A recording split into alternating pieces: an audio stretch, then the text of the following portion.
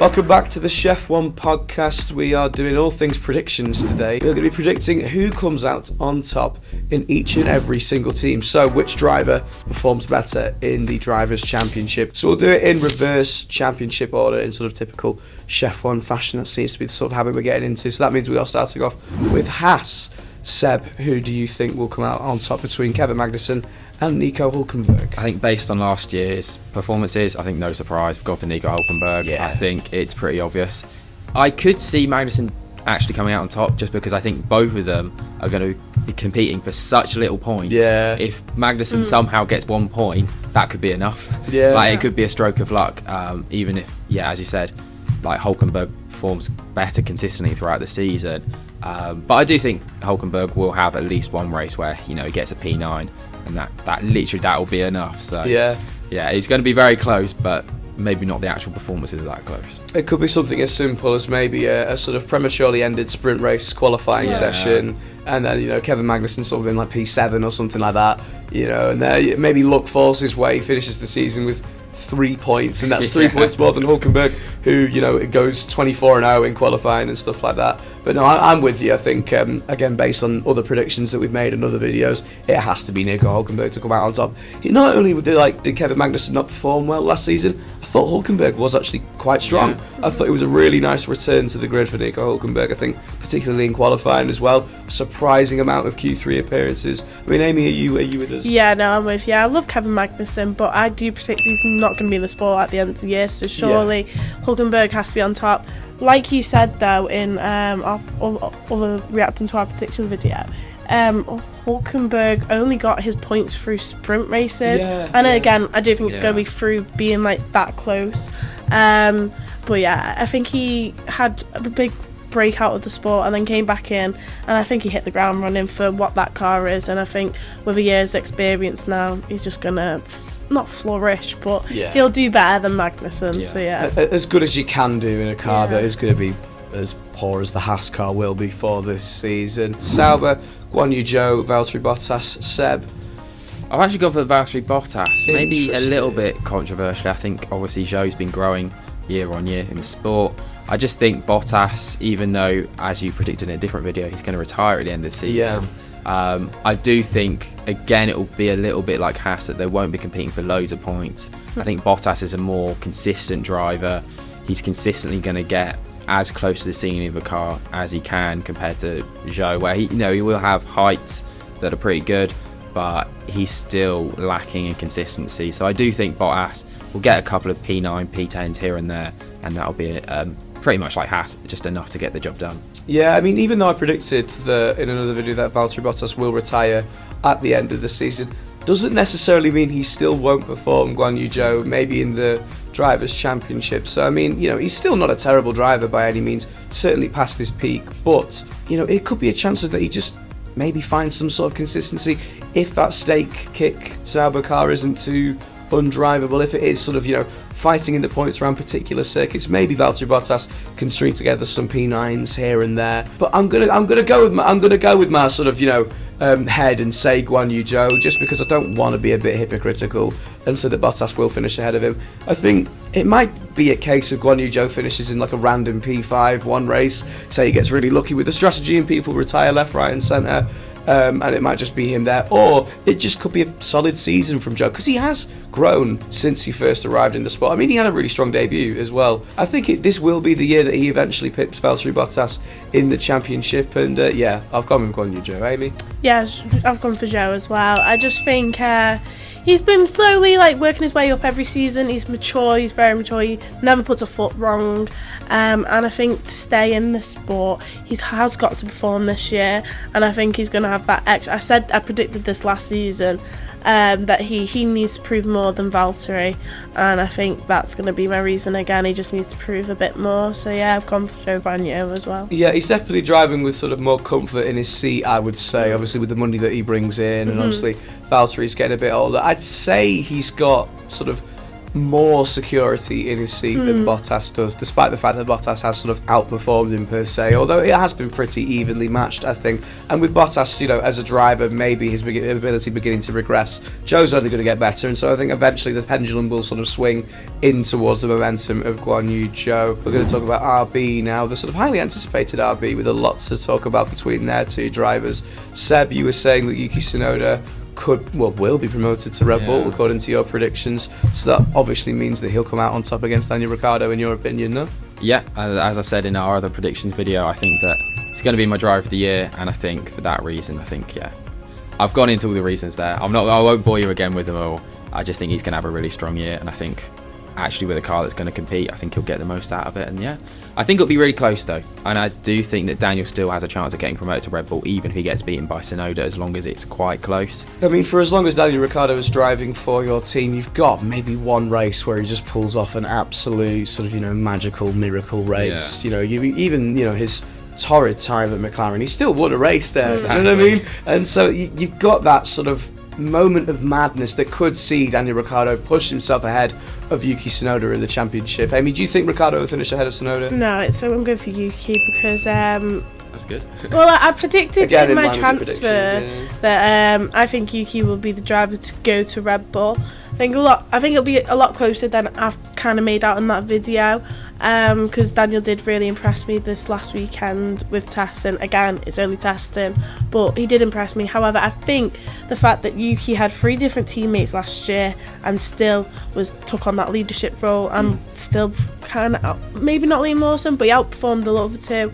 I would say that that's given him a lot of maturity for this season, and I think he's got a lot to prove. And also we say, it's the last chance for Daniel to have a chance at this Red Bull seat, but I think it's almost the last chance for Yuki Tsunoda to have a go at this Red Bull seat, so he has nothing to lose, and I think he has that extra, hunger because he's younger, and I just think Yuki Tsunoda will be pipping Daniel Ricciardo for this season. But I disagree. I'm going to go with Daniel Ricciardo. Maybe this is just what I want to see happen. Although I do like Yuki as a driver, and I do really enjoy watching him drive because he's so entertaining, especially sort of in battle situations. He's definitely worked on a lot of his flaws as well. Ever since he sort of arrived in the sport, he's done a very good job on sort of improving himself. His defensive driving, I feel as though, has got really, really strong in the last sort of 2 seasons or so. And definitely with all the experience that he's collected now, this probably will be the best version of Yuki Tsunoda that we will see. Maybe, especially if that car is pretty quick as well, like reports are suggesting, we will see a sort of return of the first half of last season Yuki Tsunoda. But I'm going to go with Daniel Ricciardo. I just think it will be his comeback year. It just seems like that's what's going to happen. I don't know. Maybe it's just all hunch-based predictions, but I think it will be Daniel Ricciardo to pip Yuki Tsunoda in RB. Logan Sargent and Alexander Albon. I mean, based on other predictions and based on, not to be horrible, but common sense, I think we can all agree that Logan Sargent won't come out on top of it. I nearly just completely contradicted what I was going to say then, but I think we can all agree Alex Albon will finish ahead of Sargent in the championship. He'll outperform him on track. I think it will be just a case of not quite as convincingly as last year. Maybe Logan will out-qualify him here and there, now that he's got more experience, now that he's building up that upper body strength as well over this winter break, allegedly. We'll move on now to Alpine, I'm pretty sure. Yeah, we'll move on to Alpine then. Esteban Ocon, Pierre Gasly, the fiery sort of teammate partnership. Seb, you've obviously got a lot to say about this team, and again, in line with my other predictions, Esteban Ocon, flop of the year, is not going to beat Pierre Gasly, surprisingly. I think it's going to be actually quite comfortable for Gasly. I think if you look at the second half of last year especially, Gasly really came into his own with the team. He's now had a winter to actually work with the team. He knows them all really well. He knows how to set up his car with them. I think qualifying, it should be nearly a whitewash, I'd say. I don't think it'll be 24-0, but I think it could be 24 or something like that. I think Gasly's 1 lap pace compared to Ocon is far superior. Race pace is actually quite similar, I'd say, but I do think obviously just having that advantage, just starting so much higher up the grid, he'll get the advantage of the team decisions, the strategies, things like that. So I'm going for Pierre Gasly. No, I know what you mean, exactly. It's a case of, if the qualifying is that sort of convincing throughout the season, Ocon's confidence is going to get knocked. He's going to sort of become demotivated. I'm with you, obviously. I think Pierre Gasly, maybe not as convincingly as you think, but I can obviously also see that happening. I think it's a case of, if I am saying he's my flop of the year, then he should, have a pretty poor time in an Alpine that doesn't look too promising based off reports following pre-season testing. Amy, how do you feel about all that? I think it's going to be a lot closer than you are saying. However, I am going for Pierre Gasly over Esteban Ocon. I think both drivers are very underrated and deserve a chance at a bigger team. And I think this is their season, an opportunity to show teams like, never know, Red Bull I've got a seat potentially available. I doubt it, but Mercedes as well. So I think they'll want to be showing them that they're able to, go to a team as big as Mercedes and Red Bull. And I think ultimately Pierre Gasly will be able to keep his composure. I just can't see Esteban Ocon being showing that he could be available to a team like Mercedes. And if I had to pick a driver out of the two, I'd go for Pierre Gasly. And also, like I said last year, I think it's going to take Pierre Gasly a whole season to be able to get there with Esteban Ocon, and that's how it felt this season. Towards the end, he finally took over, like we were saying, and I think this is where he's going to be able to push on and show that he is the better driver out of the two. But he's still close still. So I think a bit more agreement is going to occur with this next prediction for Aston Martin. I think in sort of a new tradition that we've found on Chef One now, on 3, we can all agree that the driver to come out on top at Aston Martin will be 1, 2, 3, Fernando Alonso. Yeah, I mean, my predicted driver of the season, obviously aside from maybe Max Verstappen, who will have another great championship-winning year, but it was just a blowout last year for Fernando Alonso. It was convincing. It was ruthless. I'm far too happy about it as well because I really like Fernando Alonso. But yeah, I don't really see Lance Stroll making the necessary huge step forward to close the gap to his teammate, especially if Aston Martin aren't as quick as the other teams in the midfield. No disagreements, I presume. I do think it'll be closer. Yeah, I think it will definitely be closer than it was last year. Yeah. I think Lance hopefully will have learned from that experience and learned how to deal with the sort of adversity he had. He did really struggle with it at times last year. You could tell in his post-race interviews and things like that. Yeah, really moody, wasn't it? I think that he'll have learned from that and hopefully he'll be able to close the gap somewhat. Still nowhere near enough to beat Alonso, but maybe enough to keep his seat, even though that's actually something I didn't predict, but I do think he'll have a better year. I mean, it's certainly more under scrutiny than ever, his seat, even though obviously his dad is still in charge. And realistically, while Lawrence Stroll is still within Formula One, Lance will have a seat, which is obviously a bit upsetting considering there's probably faster drivers out there. Again, not to say Lance Stroll is a terrible driver, because we've seen some great things from Lance Stroll over the last few years, but just not enough to warrant a full-time seat, particularly at a team like Aston Martin, who do have the potential to grow into a team, as we saw last year with a few, well, I say a few podiums, there was a lot of podiums here and there, and all in the hands of Fernando Alonso, though. I mean, Amy, anything to add? Not really. I just think it's so it says it all, really. It says it all. I do want to say, I thought it was so nice in Drive to Survive, though. He came across, he came across really nice, and I was just a bit like, oh, lads. Oh, why is he so bad? Come on, lads, you can do this. Alright, so looking at the top end of the field now, over at McLaren. An interesting one to predict, considering how impressive Oscar Piastri was in his rookie year. Amy, we know your answer to this, as you predict Lando Norris to win the World Championship. So, I mean, it goes without saying that you think he'll finish ahead of Piastri. No, I do think it'll be Lando. However, I do think it'll be a lot closer than last year. I think in the sense that, if McLaren have built this car that's going to go on to win, races, they will prioritise Lando because they want to keep him They want to keep him at the team. They've promised him that for how many years, so they will put him ahead. I mean, you can say that. However, when it has happened before with Daniel Ricciardo, they prioritise Ricciardo.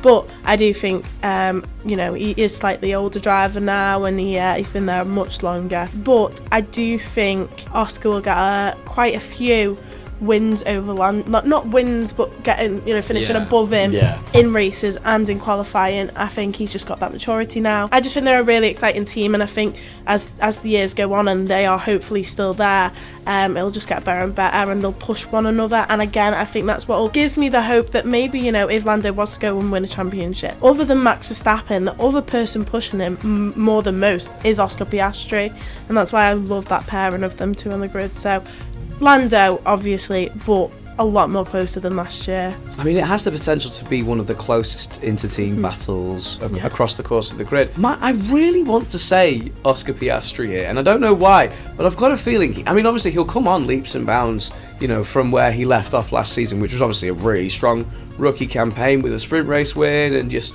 loads of solid performances left, right and centre. So I want to say Piastri, but I think it's still a bit too soon for him to bring a proper fight to Lando Norris. So I will agree with you, Amy, and say Lando Norris to come out on top. Seb, do you agree? Yeah, I'm going to go Lando Norris as well. I want to say Oscar Piastri, but I do think it'll be a lot closer. I think last year in points wise, it wasn't actually that close. No. Yeah. Qualifying, it was somewhat close. Yeah, but even though we had a great season, Oscar, with the sprint race win, it actually was not. It was. It was how bad the car was at the start. Yeah. Obviously he had a lot of ground to make up as well. And Lando still understood the car in a ways because he would have had it from the previous understood season, the team as well. He had a head start as well. Exactly. We'll move on now to the top 3. So we have Ferrari next, arguably the second fastest team going into Bahrain based off what reports are saying, which could be really cool to see. Obviously Carlos Sainz on his way out at the end of the season, and Charles Leclerc with much more security in his seat. So Sainz with a point to prove, and Leclerc with that comfort to be able to sort of make him not make terrible decisions on track maybe. Seb, it's a quite difficult one to predict, considering that. Do you disagree? Well, I think it's going to be Leclerc. I think it'll be quite a boring one. I think it'll be not massively comfortable. I think it'll be a bigger gap than last year. I think Leclerc was unlucky at times last year. I do think Sainz had an impressive year, but again, Sainz is on the way out. They will be favouring a Leclerc strategy, and again, he's won that pace. It was actually weirdly quite close at times in qualifying last year. I don't think that will be the case this year. I think if Ferrari have got a package to actually be able to compete, I think it'll be similar to what we saw in 2022. Yeah. In that Leclerc's just a lot better to handle that sort of pressure. I think Leclerc quite comfortably actually in the end will beat Sainz, even though I actually do really like Sainz. Yeah, I'm with you. Charles Leclerc, I think he'll be a bit closer than you think, but at the end of the day, he's the better driver. Yeah. As much as it's sort of difficult to say, he is the better driver, especially over one lap. Although, like you say, it was quite close last year. But Amy, are you on board? Yeah, with your I'm completely mirroring your views there. Carlos just has nothing to lose here for me, and has everything to prove. Like I said, I think obviously Ferrari will favour Charles in decisions this year, but Carlos doesn't have to listen. He's got nothing going into next year, so there is that sense that I think it will be close. But at the end of the day, you've got to look what driver did Ferrari keep. It was Charles Leclerc, exactly. and there's a reason why they kept him. And in my opinion, and clearly in Ferrari's opinion, it's because he's the better driver. So I think overall he will just be assigned, and I think it'll be a bigger difference than last season. But it's still pretty close because Carlos Sainz, I do rate him. He's a brilliant driver. I do think Charles Leclerc is going to be a future world champion, and that's the difference for me. Yeah, very well put. We'll move on to Mercedes then.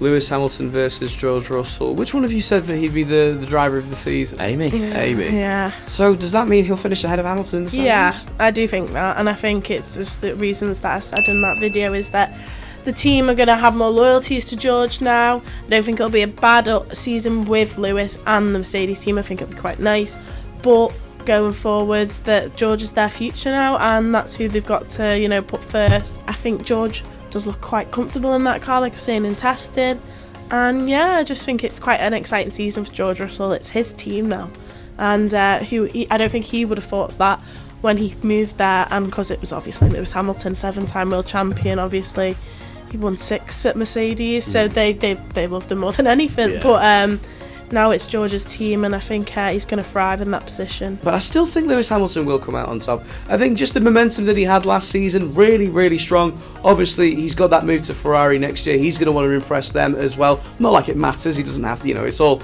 pen's been put to paper now, and it's all confirmed. But it'd be nice to go out on a high as well. Yeah. And I just think Lewis doesn't show any signs of slowing down. He's a better driver objectively than George Russell. If that Mercedes is a bit easier to drive, then it's definitely Hamilton's to lose. I think Hamilton will come out on top as well. Yeah, I definitely agree with you. I think about the car being easier to drive, easier package to handle.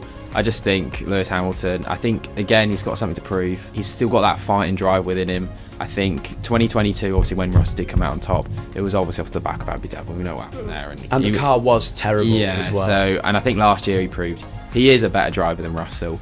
one lap pace, I think will be pretty close. Yeah. Again, like it was last year. But when it comes to races, the experience, the race pace, Hamilton is far superior to Russell, and I think he'll come out on top. Yeah, top driver though, George Russell, nonetheless. And then finally, again, it speaks for itself. Yeah. Red Bull, the Constructors' Champions, the reigning Drivers' Champion for the last 3 years now, which feels really strange to say. There's no chance Sergio Perez finishes ahead of Max Verstappen, is there? Well, I think we can, That's it. There's literally nothing to say other than Max Verstappen. He's full stop. Literally the best driver on the grid at the moment. Yeah, exactly. No, I don't think anyone could go into that scene beam at the moment. No, so. not even Lewis Hamilton. Arguably, this sort of version of Max Verstappen, best driver ever, so there's no... Well, arguably, there's an argument there. Statistically, it was the best season ever from a driver. So. Yeah, it is hard to disagree, and it's just going to be a whitewash, isn't it? It's going to be testing adds to it as well. It doesn't have positive signs from testing that Perez is going to be on it with Max. Yeah, Max, there's just no stopping him unless another car is quicker. There's no stopping Max Verstappen. So that concludes this video pretty nicely there. Lots of agreement, which was nice, but also not great for views. So I promise there will be more disagreement in future videos, I'm sure. But if you want to check out some more predictions, we have just done a video on predicting more specific things in the 2024 season, stuff like the best driver of the year, the biggest flop of the year. Obviously we've sort of revealed some of them in here, but it's definitely worth a watch, obviously in this fancy studio as well. Thank you very much for watching this. Thank you, Seb and Amy, for obviously joining me back in the studio. Back in the studio, back in the studio. And make sure to check out all of our other platforms, TikTok, Instagram, all sorts of our podcast sites and stuff like that. It's all linked in the description down below the video. And thank you so much for watching or listening, and see you later. Take care. Bye.